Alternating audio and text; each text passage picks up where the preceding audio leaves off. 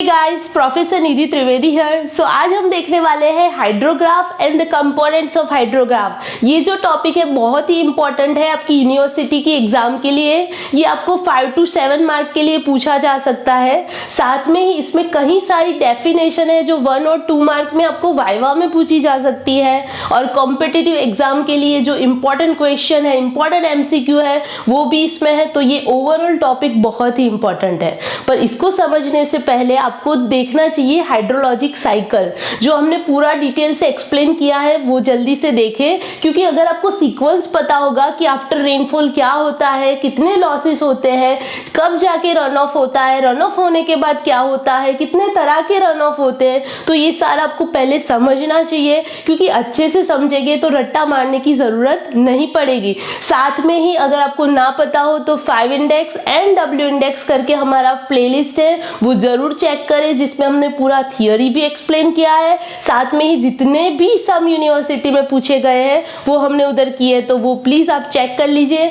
चलो जल्दी से स्टार्ट करते हैं। अब ये जो पूरा टॉपिक है इस पे आपको जो समझना है वो मेन ड्राइंग है। क्या है? ड्राइंग है। और हर एक ड्राइंग में, हर एक ड्राइंग के हर एक पॉइंट में हर एक कॉन्सेप्ट छुपा हुआ है जो आगे बहुत ही पहले समझना जरूरी है। वो समझ में आएगा तो ऑटोमेटिकली ये थियरी समझ में आएगी, और अगर ये थियरी समझ में आए तो इसके बाद यूनिट हाइड्रोग्राफ, एस हाइड्रोग्राफ और उसके सारे सब समझ में आएंगे। तो शांति से पेशेंस रखें और अपना ध्यान यहीं रखें, कहीं बाहर ना घूमे। यहाँ देख रहे हो तो पूरे ध्यान से ये वीडियो एक ही बार देखें, पर शांति से देखें। तो चलो जल्दी से स्टार्ट करते हैं। As you can see here, शांति से स्टार्ट करते हैं। पहले देखते हैं कि ये क्या है। So this is our hydrograph. ये क्या है? हमारा हाइड्रोग्राफ है जो आप देख रहे हो ये। So hydrograph is a graph that is represent rainfall intensity versus time. Rainfall intensity versus time जो आप यहाँ देख रहे हो। So this is rainfall intensity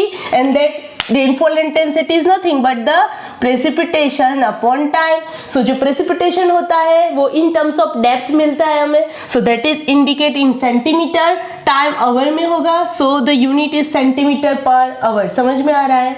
अब ये है हमारा टाइम। समझ में आ रहा है? सो ये जो इधर मैंने दिखाया है this is our hydrograph. So hydrograph हमें देता है पर्टिकुलर टाइम पे कितनी रेनफॉल की इंटेंसिटी है, बोले तो तीव्रता कितनी है। समझ में आ रहा है? तो ये चार्ट हमें कुछ इस तरह से दिया है। सो आप अज्यूम कर लीजिए ये कुछ पर्टिकुलर ड्यूरेशन के लिए इतने ड्यूरेशन, इतने ड्यूरेशन, इतने ड्यूरेशन। सो पर्टिकुलर ड्यूरेशन के वक्त अलग अलग रेनफॉल इंटेंसिटी थी। समझ में आ रहा है? इस बार इतनी थी, इतने टाइम में इतनी थी, फिर इतनी थी। सो ये अलग अलग रेनफॉल इंटेंसिटी है for a different time duration. समझ में आया? अब समझिए कि ये जो रेड लाइन है, देख रहे हो, ये जो रेड लाइन है जिसको मैंने क्या बोला है? Infiltration curve. क्या बोला है? Infiltration curve. अब एक कंडीशन है जो आपको बार बार हाइड्रोलॉजी में याद रखनी ही है, उसके अलावा कुछ नहीं होगा। तो एक बात याद रखिए कि रन ऑफ कब होता है, रन ऑफ कब होता है। सो रन ऑफ होने के लिए ये इसकी शर्त है, ये इसकी शर्त है। क्या है? कि जब हमारी रेनफॉल इंटेंसिटी यानी बारिश की जो तीव्रता है वो उसकी इन्फिल्ट्रेशन होने की कैपेसिटी से ज्यादा होगी। F माने इन्फिल्ट्रेशन कैपेसिटी। क्या होता है? Infiltration capacity. Because as we all know कि जब रेनफॉल होता है क्या होता है, एक कॉमन सेंस आप समझिए, जब बारिश होती है तब स्टार्टिंग के फेज में क्या होता है, सीधा रन ऑफ नहीं होता। आप सब जानते ही हो, आपके घर पे जब बारिश हो रही होगी आपने देखा ही होगा कि सीधा रन ऑफ नहीं होता। क्या होता है? पहले बारिश होती है, फिर कुछ लॉसेस होते हैं। सो लॉसेस में क्या आएंगे? तो इंटरसेप्शन लॉस होता है, यानी जो भी वेजिटेशन कवर है, ग्रास है, पेड़ पौधे, वो क्या करेंगे? पानी को ऑब्जॉर्ब करेंगे। उसके अलावा infiltration loss that is a major loss, यानी क्या करेगी? सॉइल पानी को ऑब्जॉर्ब करेगी। समझ में आ रहा है? सो इन्फिल्ट्रेशन लॉस होता है। जब ये दो लॉस क्या होते हैं? सेटिस्फाई हो जाते हैं। क्या होते हैं? सेटिस्फाई हो जाते हैं। और जब बारिश भी बहुत ज्यादा गिरने लगती है तब जाके क्या होता है? रन ऑफ होता है। क्या होता है? रन ऑफ होता है। तो एक बात याद रखें कि रन ऑफ कब होता है? रन ऑफ तभी होता है when the rainfall intensity, when rainfall intensity यानी कि बारिश की जो तीव्रता है वो पानी अब्सॉर्ब करने की जो सॉइल की कैपेसिटी है उससे ज्यादा होगा। यानी rainfall intensity is greater than infiltration rate, is greater than infiltration rate, तब जाके रन ऑफ होगा, तब जाके रन ऑफ होगा। तो ये जो रेड लाइन हमने दिखाई है डॉटेड, देख रहे हो अच्छे से, and this is our infiltration curve. अब ये लाइन ऐसी ही क्यों है, इसका भी तो रीजन है। ये लाइन ऐसे क्यों है कि स्टार्टिंग में इनफिल्ट्रेशन ज्यादा हो रहा है और फिर जाके कम होने लगा है, क्यों ऐसा है? तो एज यू ऑल नो, मैंने जैसे बोला कि पहले बारिश होती है, पहले क्या होती है, बारिश होती है। तो बारिश होती है उस वक्त क्या होती है कि सॉइल उसकी मैक्सिमम ऑब्जॉर्बिंग कैपेसिटी में होता है, यानी जितनी भी बारिश होगी तब ड्राई सॉइल होगी। तो स्टार्टिंग में क्या होगा, जो भी पानी है वॉइड्स में चला जाएगा, सॉइल खुद ऑब्जॉर्ब कर लेगी, तो जो भी लॉसेस है वो ज्यादा होगी। ये लाइन क्या बताती है हमें, इन्फिल्ट्रेशन लॉस बताती है। क्या बताती है, इन्फिल्ट्रेशन लॉस। सो स्टार्टिंग में जब बारिश हुई तो क्या हुआ, जो इतनी इंटेंसिटी वाली बारिश हुई वो तो पूरी क्या हो गई, अब्सॉर्ब ही हो गई, पूरी क्या हो गई, अब्सॉर्ब ही हो गई। सो इस कर्व से जो नीचे है वो पूरा अब्सॉर्प्शन दिखाता है। क्या दिखाता है, अब्सॉर्प्शन दिखाता है। सो ये भी हो गई। उसके बाद इतनी जो बारिश हुई तब भी क्या होगी, अब्सॉर्ब हो गई। बट आफ्टर सर्टेन टाइम क्या हुआ कि ये जो इंटेंसिटी है, यानी अब जो बारिश की तीव्रता है वो उसकी इन्फिल्ट्रेशन रेट से ज्यादा होगी, इन्फिल्ट्रेशन रेट से ज्यादा होगी। समझ में आ रहा है?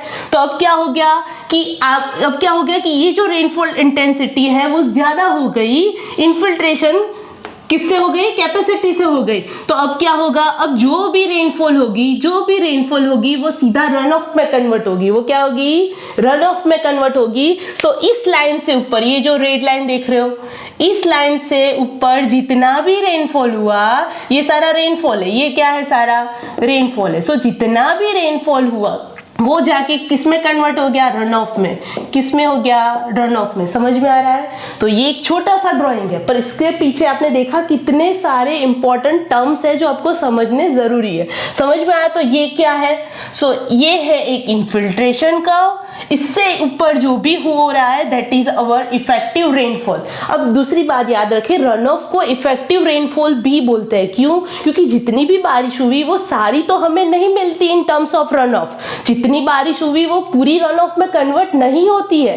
क्यों? क्योंकि बाकी जो सारे लॉस है that is interception loss, infiltration loss, ये सारे लॉस हो जाते हैं। सो हमारे पास नेट रेनफॉल कितनी होती है, तो ये दूसरी इंपॉर्टेंट बात याद रखें। पहली ये है कि रन ऑफ कब होता है, तो रन ऑफ तब होता है when rainfall intensity is greater than infiltration rate. अब सेकंड बात याद रखें कि नेट रेनफॉल कितना होगा, तो हमारा प्रेसिपिटेशन जो भी हुआ उसमें से सारे लॉस डिडक्ट करो। समझ लीजिए कि आपकी 10 सेंटीमीटर बारिश हुई एंड यू ऑल नो कि 4 सेंटीमीटर जितना लॉस हुआ, तो आपको समझ में आएगा कि कितनी नेट रेनफॉल है, इफेक्टिव रेनफॉल हुई, कितनी इफेक्टिव रेनफॉल हुई। समझ में आया? तो ये सेकेंड पॉइंट था।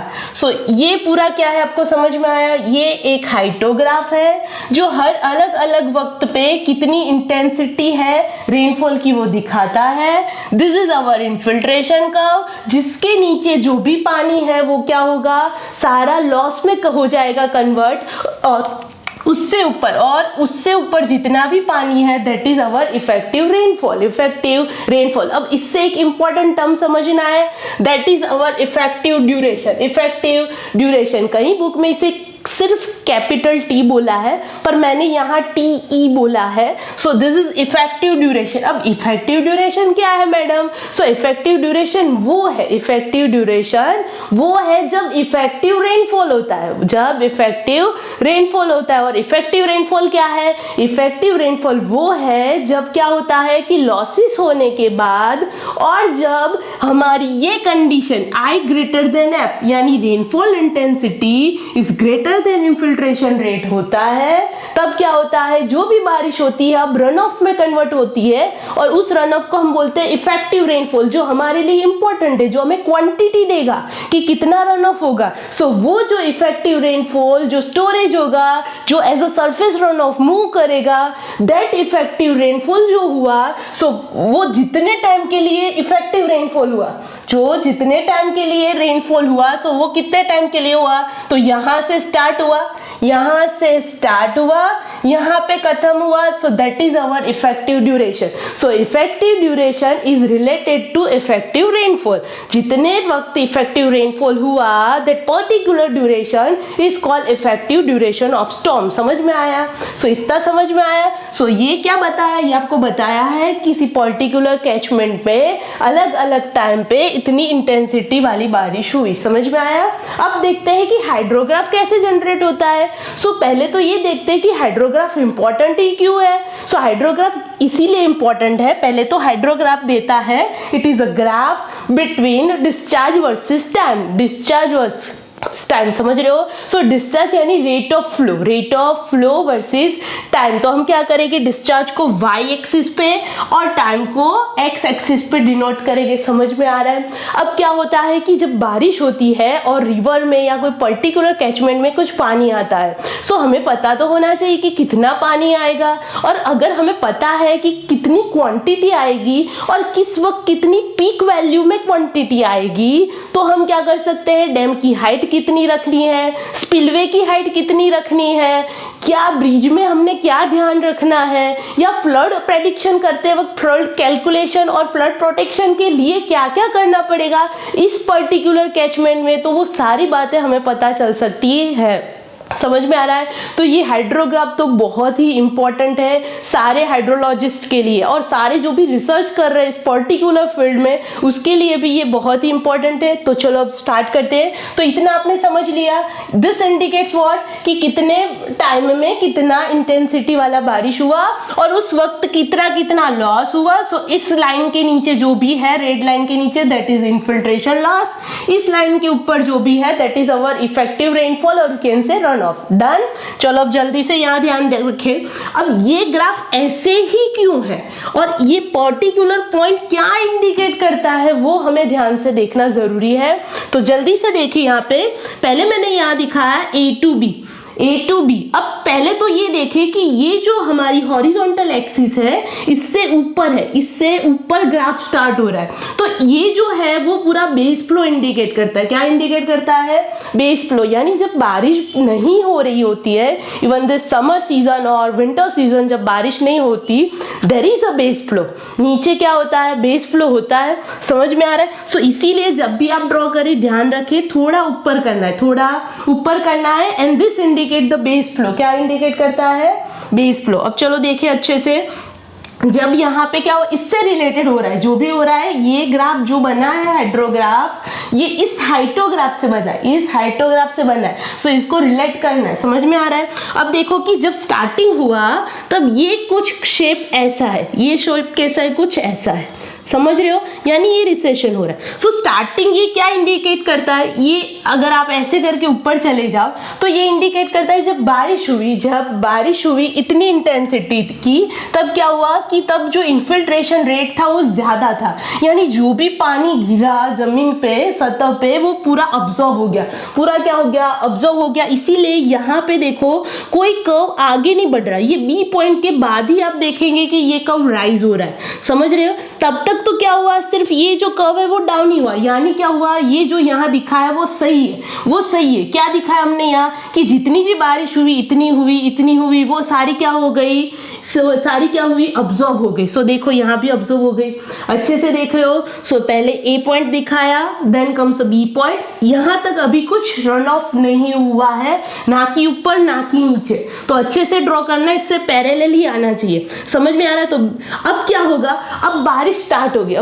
स्टार्ट हो गई, और जो भी इन्फिल्ट्रेशन लॉस है, जैसे मैंने आगे बोला कि क्या होता है, इंटरसेप्शन लॉस होता है और इन्फिल्ट्रेशन लॉस होता है, और सब लॉस में से जो होता है ज्यादातर that is infiltration loss which is a major loss. समझ में आ रहा है? सो इन्फिल्ट्रेशन लॉस जो बच्चों होता है वो क्या हो जाएगा, सबसे ज्यादा पानी को ऑब्जॉर्ब कर लेगा।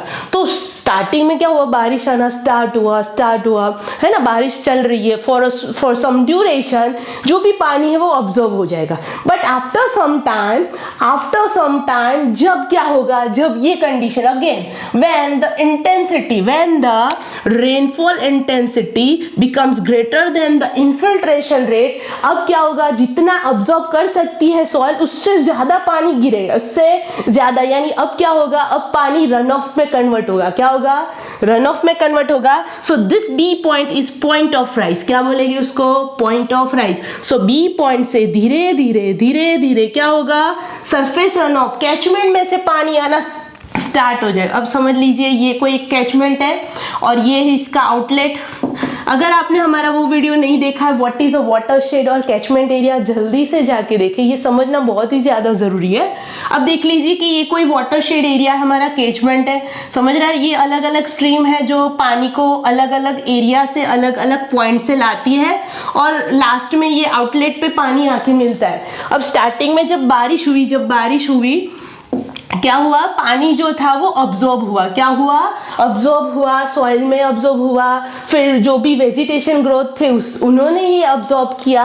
सो पानी स्टार्टिंग में क्या हुआ, अब्जॉर्ब हुआ, but up the certain point time जब हर एक जगह से अब्जॉर्प्शन क्या हुआ, होने लगा और उसका सेटिस्फेक्शन अब्जॉर्प्शन होने लगा, अब धीरे धीरे क्या होगा, रन ऑफ जनरेट होगा। क्या होगा, रन ऑफ, यानी धीरे धीरे हर एक स्ट्रीम से आउटलेट पे पानी आना धीरे धीरे स्टार्ट होगा, क्योंकि जो दूर है, जो दूर स्ट्रीम है उसको आने में कुछ टाइम लगेगा, उसको क्या लगेगा, कुछ टाइम लगेगा। सो हर एक का सेम टाइम नहीं हो सकता, जो नजदीक वाली स्ट्रीम होगी उसका पानी जल्दी आ जाएगा, पर जो दूर वाली स्ट्रीम है उसको आने में क्या लगेगा, टाइम। सो अभी क्या हो रहा है कि जैसे कि ये अब्जॉर्प्शन वाली जो क्राइटेरिया था लॉसिस वाला वो सेटिस्फाई हो गया, यानी अब अच्छे से जो भी सॉइल है वो क्या हो गई, अच्छे से पानी को अब्जॉर्ब कर रही है। और अभी इन्फिल्ट्रेशन क्या हो रहा है कि अभी इन्फिल्ट्रेशन भी हो गया है मैक्सिमम, और रेनफॉल इंटेंसिटी अब ज्यादा हो गई, यानी बारिश अब ज्यादा आ रही है। तो अब क्या होगा, धीरे धीरे पानी ज्यादा आना स्टार्ट होगा, इसीलिए ये कर्व राइज हो रहा है। ये क्या हो रहा है, राइज हो रहा है। सो ये B to C पॉइंट है, ये C पॉइंट है, इसको बोलते हैं राइजिंग लिम। क्या बोलते हैं, राइजिंग लिम। समझ में आ रहा है। So B to C is our rising limb. Done. अब क्या हुआ कि सेटिस्फाई हो गई कंडीशन और पानी जो है वो भर गया है। अब क्या होगा, वो स्टार्ट होना, जो सरफेस रन ऑफ है वो होना स्टार्ट हो जाएगा। डन। अब सी पॉइंट क्या इंडिकेट करता है, यहाँ पे दो इन्फ्लेक्शन पॉइंट है। क्या है, इन्फ्लेक्शन, या जहां से चेंज देखने को मिलता है। समझ में आ रहा है। So C is our first inflection point, first inflection point. अब इन्फ्लेक्शन पॉइंट क्या है कि यहाँ तक तो आप देख रहे थे कि धीरे धीरे ग्रेजुअल राइज हो रहा था, but after point C you will see कि अचानक से एकदम राइज होगा। अचानक से क्या होगा, एकदम पीक पॉइंट आने वाला है। तो ये सी पॉइंट क्या इंडिकेट करता है, ये सी पॉइंट वो है, ये सी पॉइंट वो है कि जब क्या होगा कि कैचमेंट के हर एक पॉइंट से, यहां से ले लो 2 नंबर, 3 नंबर, 4 नंबर, 5 नंबर, अलग अलग नंबर की स्ट्रीम से अब पानी आना स्टार्ट हो गया। समझ में आ रहा है। पहले क्या हुआ था कि पहले ये 6 नंबर में से ही आ रहा था या 5 में, पर 1 या 2 जो बहुत दूर स्ट्रीम थी वहां से पानी नहीं आ रहा था अभी आउटलेट में। पर अब क्या हुआ कि अब सबका पानी आने लगा है आफ्टर सम टाइम। तो ये सी पॉइंट के बाद एक पीक पॉइंट आने वाला है। क्या आने वाला है, पीक पॉइंट। तो एक बात ये भी याद रखिए कि after and only after C point, यानी पॉइंट ऑफ जो हमारा फर्स्ट इन्फ्लेक्शन पॉइंट है, उसके बाद ही पीक आ सकता है, उसके बाद ही पीक आ सकता है। समझ में आ रहा है। सो जब क्या हुआ कि धीरे धीरे अब पानी आना स्टार्ट हो गया हर एक स्ट्रीम से आउटलेट पे। अब क्या होगा, अब एक वक्त आएगा जब हर एक जगह से पूरे अच्छे से पानी आने लगेगा। सबकी इंटेंसिटी वैसे भी ज्यादा है रेनफॉल की, यानी अब बहुत ही ज्यादा मात्रा में हर एक जगह से पानी आएगा, यानी अब हमें पीक मिलेगा। क्या मिलेगा बच्चों, पीक मिलेगा। क्या मिलेगा, पीक डिस्चार्ज मिलेगा। यानी एक वक्त आएगा जब ग्राफ में हमें पीक पॉइंट मिलेगा, और वही हमारे लिए इंपॉर्टेंट है, क्योंकि जो भी हम स्ट्रक्चर डिजाइन करेंगे हाइड्रोलिक, उसमें हमें पीक वैल्यू चाहिए कि मैक्सिमम कितना डिस्चार्ज आ सकता है, और उसके लिए हमें कितनी सेफ्टी रखनी पड़ेगी। तो उसके लिए हमें क्या चाहिए, पीक वैल्यू। समझ में आ रहा है। सो एक बार आएगा जब पीक पॉइंट आएगा, और उसके बाद क्या होगा कि फिर अगेन धीरे धीरे जब बारिश कम होने लगेगी, okay, as you can see here the rainfall intensity now going down. तो अब क्या होगा कि धीरे धीरे अब पानी क्या होने लगेगा, कम होने लगेगा, इसीलिए हमारा ग्राफ अब धीरे धीरे डाउन होगा, धीरे धीरे डाउन होगा। अब ये जो इंपॉर्टेंट, ये एमसीक्यू पूछा जाता है जीपीएससी में और यूपीएससी में भी, क्या कि ये डी पॉइंट है, यानी रिसेशन लिम्ब में जो इन्फ्लेक्शन पॉइंट है वो क्या इंडिकेट करता है। जैसे हमने देखा 2 इन्फ्लेक्शन पॉइंट होते हैं। पहले ये स्टार्टिंग वाला, जहाँ के ये इंडिकेट करता है कि हर एक जगह से पानी आना स्टार्ट हो गया है, and that is also initial condition कि इसके बाद ही पीक आता है। पर ये एमसीक्यू नहीं पूछते, ये एमसीक्यू ये लोग ज्यादा पूछते हैं, क्या कि ये जो रिसेशन लिम्ब में इन्फ्लेक्शन पॉइंट है वो क्या इंडिकेट करता है। So remember, it indicates the maximum storage. क्या करता है, मैक्सिमम स्टोरेज, यानी क्या कि जब यहाँ से पानी आना स्टार्ट हो जाएंगे तो इस कैचमेंट एरिया में जितने भी स्टोरेज हो गए, लेक हो गया, रिवर हो गया, कुछ भी हो गया, XYZ जितने भी स्टोरेजेस हो गए वो फुल हो चुके होंगे। कितने कैसे हुआ? सो लास्ट में क्या हुआ कि थोड़ा वीडियो लंबा हो गया तो कैप्चर होना बंद हो गया, पर मैंने तो पूरा ही एक्सप्लेन कर दिया, so sorry for that. But जहां से छूटा है मैं वहीं से अभी स्टार्ट करती हूँ। सो हमने अभी तक क्या देखा? हमने देखा कि जो ये A to B पॉइंट है तब क्या होता है कि कुछ भी अभी कंट्रीब्यूशन नहीं हो रहा, यानी रन ऑफ अभी तक नहीं हो रहा है। जितना भी अभी रेनफॉल हुआ वो सीधा क्या हो गया? लॉस में कन्वर्ट हो गया, यानी सारे इन्फिल्ट्रेशन लॉस हो गए। But after the point B, point of rise start हुआ।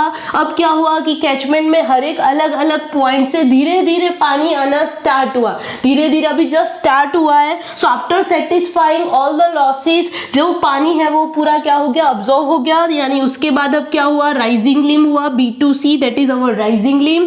C point, that is a first point of our inflection point, कि इसके बाद ही, यानी इसको सेटिस्फाई होने के बाद ही पीक आ सकता है। सो C point is a point कि जब हर एक जगह से अब पानी आने ही लगा है। So from all point of the channel हमें क्या मिला? अब पानी आने मिला, यानी यहाँ से इसका शेप चेंज हुआ, and that is our point of inflection C।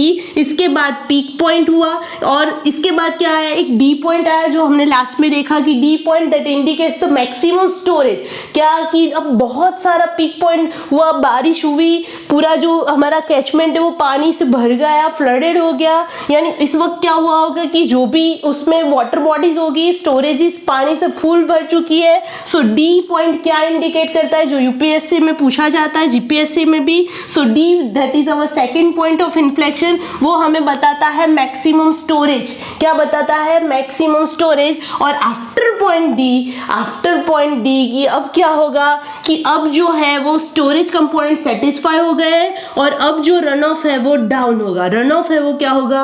Almost stop होने लगेगा, यानी ऊपर से अब जो पानी है वो धीरे धीरे आना बंद हो जाएगा, यानी हमारा जो अभी ग्राफ है, जो शेप है वो क्या होगा? डाउन होगा, and that is called recession limb. यानी ये जो पॉइंट है हमारा D point, so D2E indicates the recession limb. क्या इंडिकेट करता है? Recession limb. And once the E point reaches, E point आ जाता है, अब क्या होता है? अब जो ग्राफ है हमारा अगेन गिर रहा है, and that indicates the ground water depletion. अब जो ग्राउंड वाटर में पानी है वो भी अभी क्या गिरेगा? गिरता चला जाएगा, और एक पॉइंट पे अगेन ऐसा हो जाएगा जो इधर था, यानी अब सिर्फ बेस फ्लो ही बचेगा। अब सिर्फ क्या बचेगा? बेस फ्लो ही बचेगा। समझ में आ रहा है? यानी अब बेस फ्लो बचा। अब इंपॉर्टेंट हमने देख रहा है, पहले फिर से A to B कुछ नहीं हुआ, only the base flow. B to C our rising limb, C P and D that is our volume of our peak runoff, और peak value में जो हमारा स्ट्रीम में से फ्लो आएगा, जो हमारे लिए बहुत ही इंपॉर्टेंट है to design our hydraulic structure की अभी कितना पानी आएगा तो डैम की हाइट कितनी रखनी चाहिए, स्पिलवे की हाइट कितनी होनी चाहिए, ब्रिज कैसा डिजाइन करना पड़ेगा, जो भी है पूरा इंफॉर्मेशन हमें इससे मिलता है कि पीक वैल्यू कितनी है, इस चैनल से मैक्सिमम पानी कितना आने वाला है। समझ में आ रहा है? सो D2E हमें बताता है recession lip, E2F over ground water depletion curve, and again ये देख रहे हो ये टाइम है तो इससे ऑलवेज इतना छूटेगा, एंड दिस इज अवर, ये क्या है हमारा बेस फ्लो। क्या है? बेस फ्लो, यानी बेस फ्लो पहले भी होता है और बाद में भी होता है। समझ में आ रहा है? अब हमने देखनी है 4 इंपॉर्टेंट डेफिनेशन जो टाइम से रिलेटेड है। तो पहली तो हमने देख ली, that is our effective duration. So effective duration क्या होता है? जो रेनफॉल, जब क्या होता है कि when the rainfall intensity is greater than the infiltration rate, यानी जब यहां से क्या हुआ, स्टार्ट हुआ कि जो भी अब रेनफॉल है वो क्या हो गया, रन ऑफ में कन्वर्ट होने लगा। So the time when the effective rainfall started, that is called effective duration. समझ में आ रहा है? सो मैंने अभी यहाँ TE से इंडिकेट किया। Now second is a base time. What? Base time. So base time is a time, it is a point when run of start. So B point this is the point when runoff start and the E point where runoff ends. So the time between the points where runoff starts and runoff ends, it is called base time. क्या बोलते हैं उसको? Base time. So this is second definition. Now third and fourth are most important. Third one is a peak time or lag time. क्या बोलते हैं? basin lag और peak time. तो basin lag और peak time क्या होता है बच्चों? तो it is a time between the maximum rainfall. The maximum rainfall. So ये जो हमारा हाइड्रोग्राफ है, शांति से देखिए, ध्यान रखें, ये क्या है? ये हमारा जो है, ये जो हमारा इफेक्टिव रेनफॉल दे रहा है, तो उसका सीजी यहाँ पे कहीं होगा, सेंटर ऑफ ग्रेविटी यहाँ पे होगा।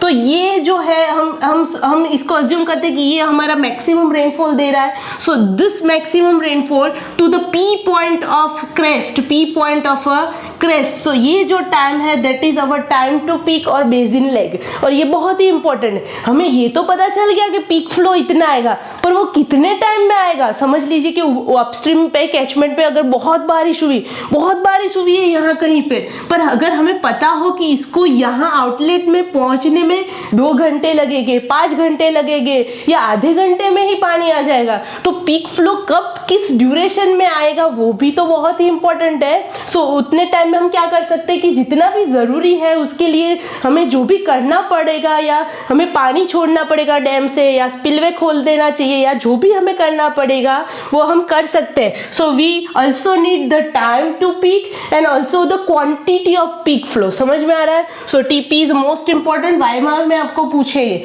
और उसके अलावा the last is a time of concentration, TC. क्या?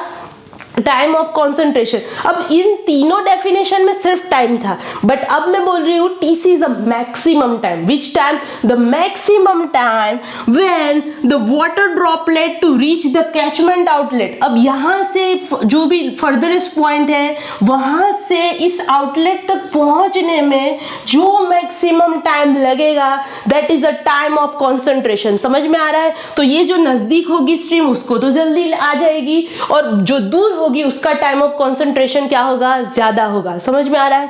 सो time of concentration is nothing but the maximum time that water droplet will take to reach the outlet point. तो ये 4 डेफिनेशन हो गई। अब जल्दी से थियरी में देखते हैं। ये राइजिंग लिम को बच्चों कॉन्सेंट्रेशन कर्व भी बोलते हैं। क्या बोलते हैं? Concentration curve, B2C। समझ रहे हैं? Now it is a function of rainfall characteristics. What? Rainfall कैसी? तो कि इंटेंसिटी क्या है और ड्यूरेशन क्या है। अगर रेनफॉल की क्या होगी बच्चों? इंटेंसिटी ज्यादा होगी, यानी ज्यादा इंटेंसिटी से बारिश हो रही है तो बट ऑब्वियस है रन ऑफ ज्यादा होगा। और अगर क्या होगा कि रेनफॉल इंटेंसिटी कम होगी तो रन ऑफ कंसिडरेबली कम होगा। समझ में आ रहा है? Same with the duration. अगर लंबे ड्यूरेशन तक बारिश चलेगी तो कंसिडरेबल रन ऑफ होगा, और अगर शॉर्टर ड्यूरेशन के लिए बारिश हुई तो ऑलमोस्ट रन ऑफ होगा ही नहीं, या तो बहुत ही कम होगा। समझ में आ रहा है? सो ये कर्व का शेप कैसा होगा? राइजिंग लिम के कर्व का शेप ऐसा स्टीप होगा या ऐसा फ्लैट होगा? वो किस पर डिपेंड करता है कि उस वक्त रेनफॉल की इंटेंसिटी कितनी है। अगर इंटेंसिटी ज्यादा है और ड्यूरेशन ज्यादा है तो स्टीप कर्व होगा, और अगर इंटेंसिटी कम है या फिर ड्यूरेशन भी कम है तो ये शेप ऐसे ना होके फ्लैट होगा। कैसा होगा? फ्लैट होगा। आई होप आपको ये समझ में आ रहा है। Now come what is a crest और पीक जोन। क्रेस्ट और पीक जोन, तो क्रेस्ट और पीक जोन ये है हमारा, यानी 2 पॉइंट ऑफ इन्फ्लेक्शन, और ये पीक वाला यानी ये जो CPD है वो हमारा क्या है बच्चों? क्रेस्ट है। पीक जोन है यानी this is the part of a flow, this is the part of a flow when majority of a catchment starts contributing to run off, यानी कैचमेंट के हर एक जगह से पानी अब आने लगेगा, and that gives us a peak or crest of that particular graph। समझ में आ रहा है? and last but not the least is a recession limb। क्या? recession limb। so as I told earlier that point D is what? the point D that indicates maximum storage, यानी अब maximum storage होने के बाद क्या होगा? ये जो storage component से अब धीरे धीरे डाउन होगा, इसमें रिसेशन आएगा, और E पॉइंट तक जब पहुंचेगा so once it reaches a E point the entire runoff just stopped, पूरा स्टॉप ही हो जाएगा। समझ में आ रहा है? इसमें क्या हो रहा था? रन ऑफ कम हो रहा था, बट पॉइंट E कब आएगा? जब पूरा रन ऑफ क्या हो जाएगा?